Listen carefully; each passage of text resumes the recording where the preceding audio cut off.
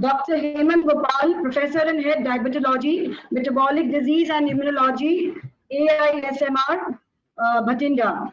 He is a senior consultant. He completed his PG from BHU and his specialty is rheumatology. And he has a lot of professional memberships, publications to his credit.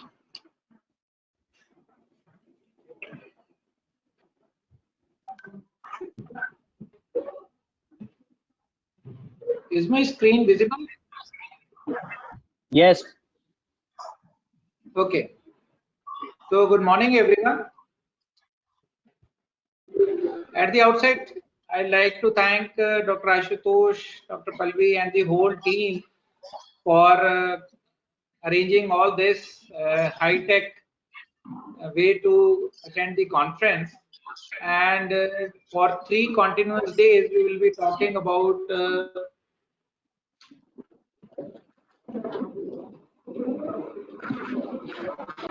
the important topic of lipidology. And we will be talking about various aspects of lipidology and the particular component. What I have, the task which has been assigned to me is to talk about exercise and how exercise and lipids are correlated with each other. Now, straight away going to the topic, we see these are the 3 primary traditional components of the lipid profile that we mostly discuss: LDL, triglycerides, and HDL levels. And we know LDL, this is a factor which is associated with marked increase in MI and vascular death. Triglycerides, again, we know it is commonly associated with atherosclerosis, hence associated with increased risk of MI, ischemic heart disease, ischemic stroke, as well as all-cause mortality. And at the same time, HDL, we know, being a protective factor, it's a strong, consistent, independent predictor of cardiovascular events. So a low HDL levels can again have similar effects like high HDL and triglycerides. So therefore, people have tried various ways how to modulate this lipid profile. The most important way was to reduce the levels of LDL, and this is primarily done by the statin therapy. So we all know statins, these are the primary stay of treatment in today's time. They have done a lot good to us by controlling the LDL levels, but still there are few limitations to their use. Some people may not tolerate these statins, and these statins are contraindicated in the pregnant women. So therefore, we see there is requirement of something more which can help us, and so people are now trying the PCSK9 inhibitors, which is the flavor of the day. But again, cutting short the story, talking about the potential limitations, we see hepatotoxicity, very high cost, it is inconvenient to use, and not usually or easily available at all the centers. These are the major limitations to this whole path. So therefore, people try to target the triglyceride levels also, so these levels were tried to be reduced. And this was primarily done by the lifestyle changes, where people tried Mediterranean diets, exercise, and all, and to some extent with the medications also, including fibrates, fish oil, niacin. But we all know the results are to a limited value. Then people also tried increasing the HDL levels, which can be helpful. And this was again done by using the CETP inhibitors or by promoting the reverse cholesterol transport pathways. But to best of our knowledge, again, these have not shown very promising results as of now. So therefore, all the potential, we have a very important risk factor in front of us. Definitely, the tools available in today's time are limited, and all of them have their own limitations. So this indicates the need for lifestyle changes, and the most important lifestyle change helps us here is the exercise. So this is just the basic introduction why we need exercise in today's time when we have so many different drugs available with us. You know, there are different types of exercises. Aerobic or the endurance exercise is the primary mainstay of the exercise protocols. And just a brief definition, we all know aerobic exercise are the ones which can increase the heart rate as well as respiratory volume to meet the oxygen demands of the activated muscles. Common examples: any walk, jogging, climbing stairs, playing, dancing, cycling, all swimming. These are all the common, we know exercises which are there. Then we also have the strengthening exercises, which are important for keeping the bones and muscles strong, and they help us in doing the various activities which require lifting. So any exercise like push-ups, sit-ups, chin-ups, squats, lifting free weights, or using resistance machines at the gym, these are all the strengthening exercises. Then we have flexibility exercises, yoga, stretching exercises, which help to maintain the higher range of movement at any joint. These are the flexibility exercises. And then as the elderly age group is achieved, balancing exercises also becomes important because they help in preventing the falls. So any heel to toe walking or standing on one foot, these are all the common balancing exercises. So we know there are different types of exercises available, but primarily I'll be focusing my talk on the aerobic exercise. So with this hypothesis that in addition to the medical treatment, aerobic exercises have shown to improve the prognosis of cardiovascular disease. So this will be the primary stay of, or the main thrust of my talk will be on the aerobic exercise. So in the beginning, we see what is the evidence, how aerobic exercises really help the cardiovascular disease. So there is now a lot of evidence available. We'll be talking about some of the important landmark studies. Now this is a study published which was basically included multiple meta-analysis. So this was not a single study. This was a group of meta-analysis where they showed that the exercise had beneficial effect on the clinical symptoms and the physical health. There is another important study which was published in Lancet 2013, where they grouped people into three categories. One, those who were receiving only the statins. Others, those who were receiving the those who were doing only aerobic exercises, and then the third group, which was receiving both statins as well as they were doing the aerobic exercises. And they found that the risk is maximally reduced when the statins are combined with the aerobic exercise as compared to the individual methods alone. So therefore, they recommended that aerobic exercise is required for individuals with dyslipidemia. Then, this was another important study, again, a study from Lancet, recent study published in 2016. What they did was, this was a big study which involved more than 1 million people, and they followed up these patients for a minimum period of 2 years, and some patients were followed up almost up to 18 years. So they analyzed the effects of exercise on the effect of sitting as well as the effect of exercise was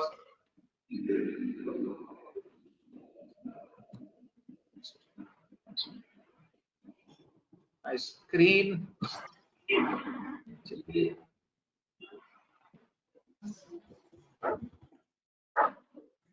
The screen is not visible. But sir, here we can show you. We can see you, sir. Your screen is also visible here. But it is not visible at my. Just let me see. Okay, now it is there. So they analyze the effect of the time of sitting and the exercise on the people. And they found that the people who were having long-term sitting, the mortality was almost 12 to 59% higher. But if these people, they started doing exercise, and even if their sitting time was high, this increased sitting time did not increase their mortality.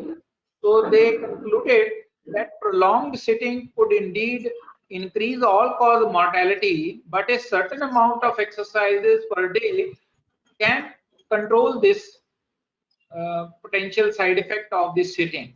So this was a simple study, but a long-term follow-up and a very high number of people were included shows the importance of this study, how it is important.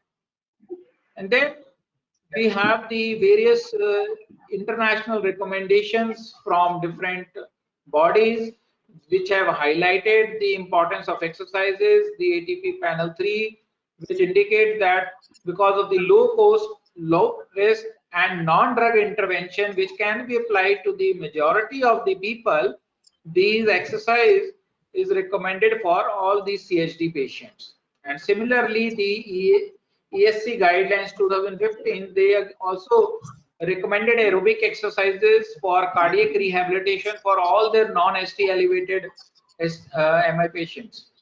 So it is recommended and that the exercise should be almost more than 3 times a week at almost 30 to 45 minutes per session. So this was the recommendations from all the important bodies. So how does these aerobic exercises affect the individual components of lipid profile? Now, if we see HDL, most of these studies, they have shown that HDL levels are the most sensitive marker which responds to the exercise. They are more sensitive as compared to LDL and triglycerides. And all these studies, whether they are in the humans or in the rats, have shown consistent results. As you can see here, the results are consistent in all the studies. The HDL levels have increased with the exercise. Now, there was a hypothesis that some people say that once the person starts doing exercise, they can have their lifestyle changes. So there can be other dietary changes or other changes in the lifestyle which can interfere with these results. So to overcome this, a meta-analysis of 25 randomized trials was performed, and in this they made the people only exercise without any medications or dietary changes, and they still found that the HDL levels raised significantly even when almost 65% of the maximum aerobic capacity was utilized. So with a moderate effect, a good amount of benefit could be achieved only by exercise without any medication or dietary change. So this highlights the importance of exercise affecting the HDL levels. Then some people went further. They started looking at the HDL subfractions also. Now there is evidence that HDL2 provides greater protection against the coronary heart disease. So in the initial trials, the results were variable on HDL2. So therefore, to establish the correlation meta-analysis was done, and it was published in 2006, where they included 19 randomized control trials, and almost 11% benefit in the HDL levels was achieved. It was statistically significant. So, and more importantly, this exercise induced improvement in the HDL2 levels was independent of the changes in the body weight or body mass index. Therefore, even if the gross changes may not be apparent, but there are beneficial effects of exercise. Similarly, HDL-C was also studied in some studies, and healthy volunteers were included. So HDL levels reduced significantly with the exercise in these, and this again changes in HDL-C were independent of the body BMI or body weight changes. Then people also studied the effect of exercise on the functions of HDL. So we know primarily the main function of HDL is to participate in the reverse cholesterol transport process, and it has been found that exercise could increase the cholesterol efflux by a significant fraction. And other than that, the other important function of HDL is the clearing of the lipid peroxide transport. So exercise has been shown to increase the oxidized HDL and the oxidized HDL-HDL ratio, as well as reduce the oxidized LDL level. So therefore, exercise can benefit all these functions of the HDL. However, if we look at the anti-inflammatory or antioxidant functions of HDL, we require more studies to comment upon these. After HDL, if we look at the LDL levels, we see now LDL is very important because it is the major risk factor associated with coronary artery disease. So how does exercise, aerobic exercise affect LDL? The results are not that consistent as we have seen for HDL. So if we look here, there are some studies which have shown the LDL reduction can be there, but some studies show contradictory results. And these contradictory results are believed that this can be due to the variation in the weight of the patients. So for aerobic exercises to provide good LDL benefits, it is found that the weight reduction should also be there in these patients. So unless the weight is reduced, the LDL levels may not change significantly. And per kg body weight reduction helps in reducing the LDL by almost 0.8 milligram per deciliter. And if we see in the rats, the results are contrast to human beings. Here the LDL levels are consistently decreased after the exercise in rats. So LDL is one area, is a gray area still, where the results are different in the different studies. Now, though the results were different, still people tried to study the LDL subfractions also, and they found that some potential benefit can be there by the improvement in the LDL-C subfractions. So different studies were published, and they found that in patients with mild to moderate dyslipidemia, even if the LDL levels were not significantly reduced, but the small size LDL levels or the small dense particles they reduced, and the average size of the LDL particles increased. Therefore, there is definitely believe that the exercise can help the LDL levels. But there are again contradictory results to this also. Some studies have shown that the LDL particles may actually increase, or some studies say that they are neutral on the LDL levels. So therefore, definitely the present day scenario shows that we require additional studies for addressing the effect of aerobic exercise on LDL. If we look at the other components, LDL subunits, plasma LPA is an important molecule. Though it is very important, but it's been seen that it is genetically influenced and not much affected by the exercise. So still we don't have much data to say the effect on LPA levels. Similarly, ApoB is again a major part of the LDL particle, and we know one molecule of LDL binds to one ApoB. So indirectly, ApoB levels indicate the LDL levels. So again, the effect of exercises is not well confirmed. Some studies show positive response, whereas some studies have shown no positive response. So therefore, again, these are the gray areas in this field. Then triglycerides. Aerobic exercise and triglycerides. Again, it is widely reported that exercise can induce lower plasma TG levels. And if we look at the various studies again, we again find some contradictory results in both the human models as well as the animal models. So majority studies show positive response, but some again show contradictory response. So what are the possible reasons for this discrepancy in the TG outcomes? So possible implicated factors seem to be the state of the patient before exercise, whether the patient was sedentary or he was doing exercise before the test was done. So again, some studies showed that there was no TG change in the non-active subject, but again, in some people, they found good results even in the sedentary population. If we look at the energy consumption in the exercise, whether it is low, moderate, or high energy consumption, that again is not a very foolproof criteria to say, because TG levels have changed regardless of the energy consumption in the various studies. One important factor which seems to be important is the baseline TG levels. So they have found that people who had lower baseline levels of TGs, there was mild improvement, whereas where the baseline TG levels were high, there was a significant response.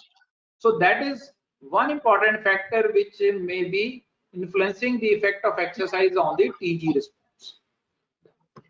And then again, looking at the other factors like body weight or cardiovascular fitness, training status, or exercise intensity, time, all these are important to actually comment upon the TG outcome. Now, most of these studies which we have discussed till now, they were the studies on the fasting state. So all these data, majority of the data are the results of the effect of exercise on the fasting lipids. But if we actually see fasting in two terms, gives us a very short window period. What we can actually see with fasting, most of the time we are in the postprandial stage. So definitely, postprandial lipids seem to have more relevance as far as the cardiovascular risk is concerned, and this has been proven in the various studies. So, in study in JAMA 2007, they confirmed the postprandial levels were more predictory of the fasting levels. So they differently have tried to look into the postprandial effects also. So this is one important study where they came across and found that the exercise can reduce the non-fasting TGs also in response to the high-fat diet in patients with metabolic syndrome. And the postprandial response occurred not only immediately, but it lasted to the next day also. So therefore, definitely, postprandial levels can also be affected by the exercise. Now, this is a very interesting study where they show the effect of short-term aerobic exercise and postprandial lipoprotein subtractions. So they made the people exercise for 4 days, and they found significant changes in the postprandial levels of all these. But HDL levels were not significantly changed. But they again studied the HDL subtractions also, and they found that significant reduction in the small and medium HDL size was there in the postprandial state.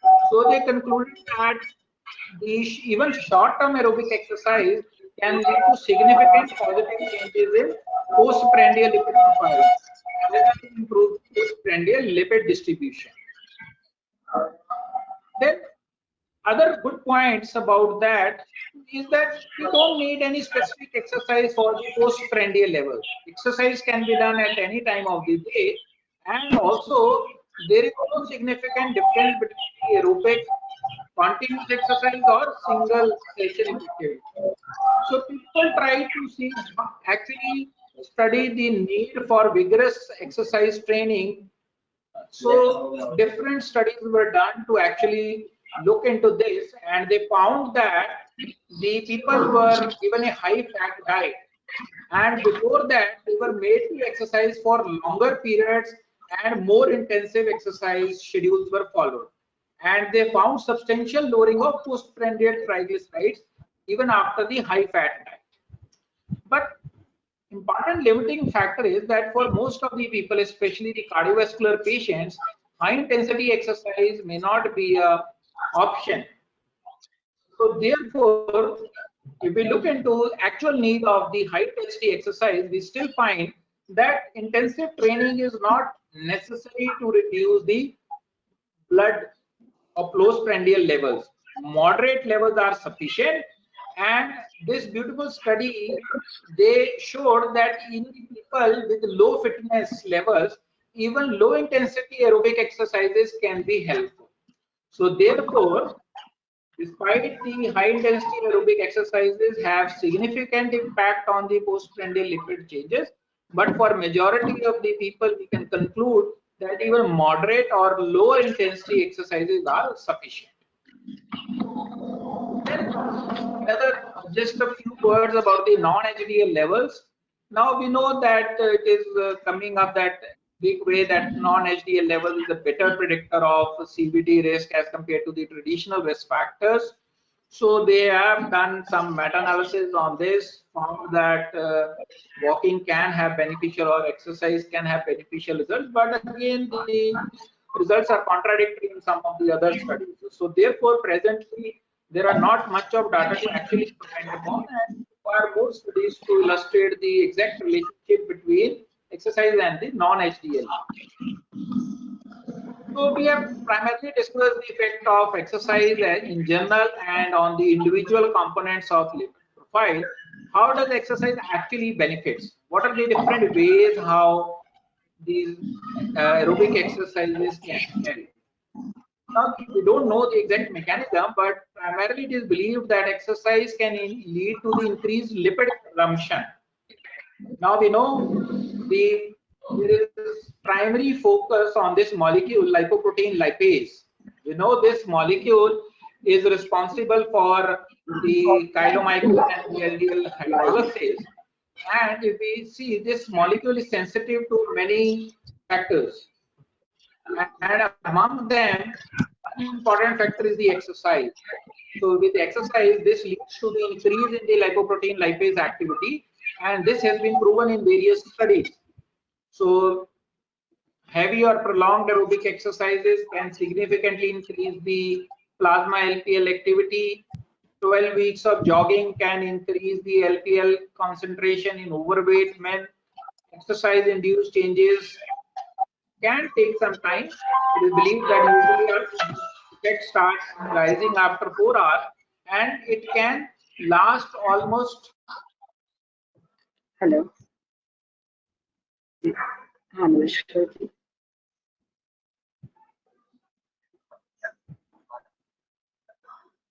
नहीं भैया.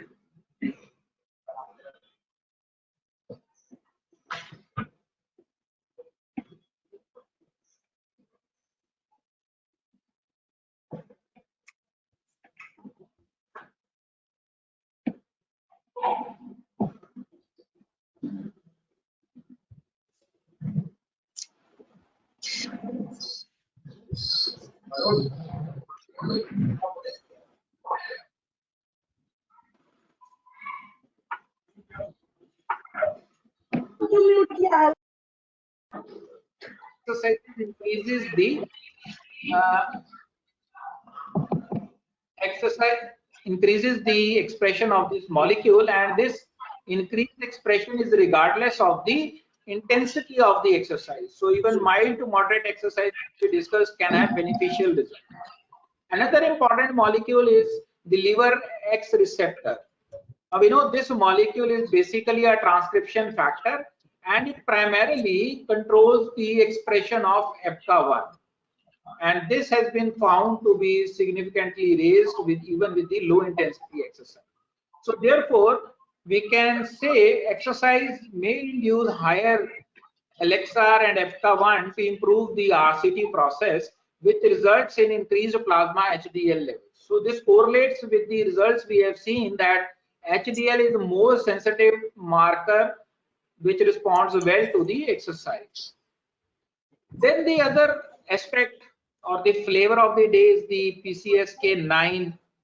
We all know this is an important molecule which plays a role in the regulation of the LDL receptors. So we know when the LDL comes, it binds to the LDL receptors. This whole process is internalized, but the LDL receptors, they are released and they are recycled to the surface. And this process is almost repeated 150 times. Now, when the PCSK9 is secreted, it binds to the LDL receptors. This molecule, this complex is internalized, but it leads to the degradation of the LDL receptors in the lysosome. So the LDL receptors on the surface will be reduced, and therefore it is believed that if we can inhibit this secreted PCSK9, we can have better results. So I think this will be discussed in more detail later on when there will be more talks on this topic. So I'll just highlighting the effect of the exercise, how exercise can modulate this whole process. What is the evidence? So these are the some of the data which showed that 3 months exercise training have shown a significant reduction in the mean PCSK levels and mean LDL levels in the volunteers themselves. So it seems to be independently associated with the reduction in PCSK9 levels. So there are some other studies that I told you this will be discussed in more detail. But just to summarize that presently we require more data to directly link the exercise with the PCSK9 activity. So just to summarize this whole process, what is the way how the different mechanisms work through which exercise improves the lipid profile? So we have seen exercise increases the consumption of the triglycerides, increasing the muscle activity and by increasing the activity of the LPL. So this is one way. The other way is primarily through the reduction of the PCSK9 levels, through which it increases the export of LDL. And then the other important factor is the effect on the macrophages, where they upregulate the LXR levels. The APCA1 is increased, and this leads to the promotion of the RCT. So these are the different ways how we can see the impact of exercise. But still, we have seen that there are various ways how the exercise actually influences. There is difference or variation from person to person. Now this seems to be because there are different other factors also which influence the effect of aerobic exercise on lipids. And if we cut short the story, it is seen that the exercise training time or the intensity of the exercise is what is actually important. And I've just highlighted some of the studies which have looked at mild short-term training, which improves the lipids. This we have seen that total energy consumption and exercise intensity are the main factors which affect the lipid changes. Or again, this was a study which was done to see the exercise intensity on lipid changes, and they found that for the same amount of exercise, if the intensity is higher, there are more changes in the blood levels. So therefore, this data shows that the exercise time, exercise volume, and exercise intensity all have the effect on exercise induced changes. And HDL is the most sensitive marker as of now. For reduction in LDL and triglyceride levels, it is important to increase the aerobic exercise intensity. So that may not be feasible for all the cardiovascular patients. So with all this, the final topic, what is the prescription for patients with dyslipidemia? So I'll say that regular physical exercise should be combined with a sensible eating plan and should be associated with the weight loss if required. So all these components are important. They can affect the dyslipidemia as well as improve the blood pressure, diabetes, obesity. So together it is required. And most important, to gain maximum benefit is to have a well-designed program which one can stick to. So therefore, the goal of this program primarily is first to improve the cardiovascular fitness, and then later on talk about the increasing in the muscle strength and endurance, improving the range of motion and weight loss if necessary. So if the fitness level is low, we can start with shorter sessions, 10 to 15 minutes, and gradually increase only 5 minutes every 2 to 4 weeks. But definitely starting the exercise can have its own discomforts. People can have muscle aches and so on. So at this time, it is important that we should see whether it is actually exercise induced, or sometimes even we know the statins can cause myalgia. So we should try to differentiate, and we should keep the people motivated for exercising, because it is believed that if once the person stops doing that, it's very difficult to get back. So we need to motivate these people to keep on regularly exercising, and ideally we should build up to 30 minutes 5 days per week minimum. And if we can split it into different sessions, and the choice of activity should be according to the person's individual choice. So we can even choose the low impact activities, because the duration is more important than the intensity. Though we have seen that intensity can also be very helpful, but we should follow this primary principle. And once the cardiovascular fitness begins to improve, then we can go for the resistance exercises. We can start with the low resistance, and primarily with the strengthening training, and it's like circuit training. But definitely with all this, remember, we should motivate the people to continue all the medications recommended. So some people may take that once they start exercising, they may not need medication. So that should not be the situation. So I'll close my talk with the saying that all truly great thoughts are conceived while walking. So therefore, thank you so much. Keep exercising, keep safe in this tough time.